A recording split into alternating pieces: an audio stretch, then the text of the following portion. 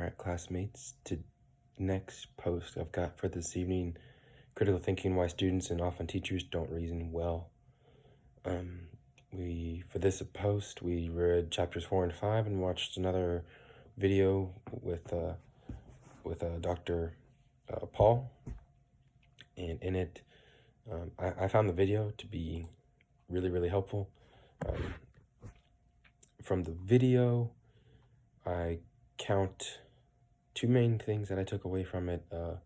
First one being language, the importance of using the right word, and also the 4 good points of reasoning.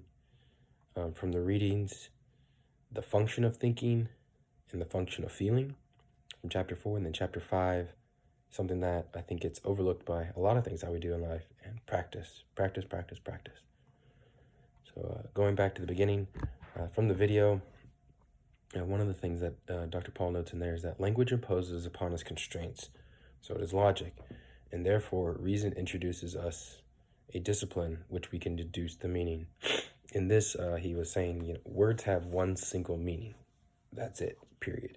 And it's funny, as he was saying these things, I thought back to the movie Dead Poets Society, where Robin Williams' character is just going on this big rant about talking about using your words and choosing words carefully, talking about, well, are you sad, but are you actually morose, or are you happy and you're ecstatic, or things of that nature, right? And then talking about the deliberateness with which we choose our words makes a difference to the reader in what we're telling them and what it means to them.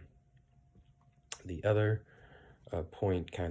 other area that I took from his main points, that teachers do not have a strong base in reasoning, so how in the world can the Department of Education or anybody really expect the students of those teachers to have a strong base in reasoning?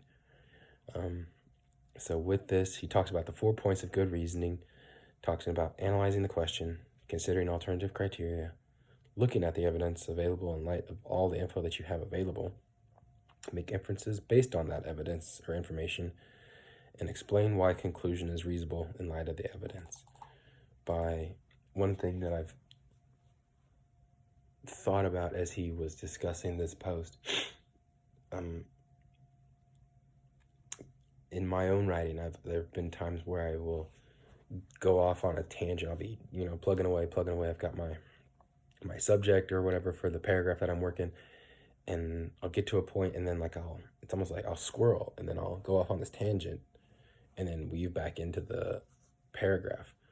All that, yes, that's interesting because it may be relevant, because it's the original idea made me think of that new thing and then tied back into the original idea again.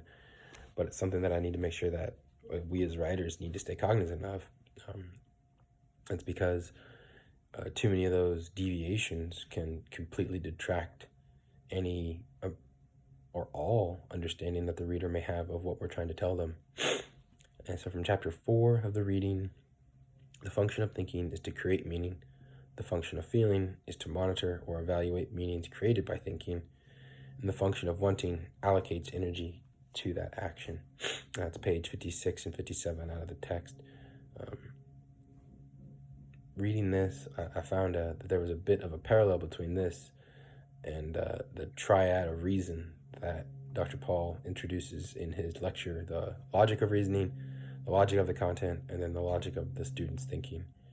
For me, it's excuse me, I've been sick the last couple of days. But for me, it's only by thinking and then thinking about how you thought, and then ultimately making a decision based on what you thought is the only way to continually move ourselves forwards. And then one of the things that is kind of so obvious yet so, in his view and my view, easily overlooked is the practice is paramount.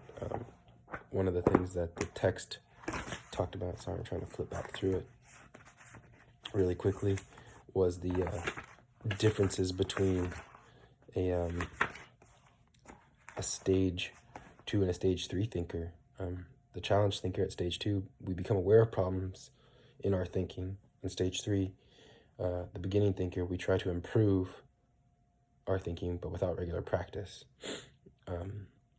I would surmise that most of us are probably in the stage 3 thinking because of, I mean, we have had a significant amount of schooling and education, and by virtue of all the time spent in the MLA program, we do more than likely think about things differently than what maybe our average age peer would as well. So I would say that we reside probably firmly in that stage 3, maybe even once in a while, if it's something maybe you're passionate about, you get up into stage 4, the practicing thinker. But I don't think at this point I can safely say that I've progressed beyond stage 3, and that is definitely because of a lack of practice.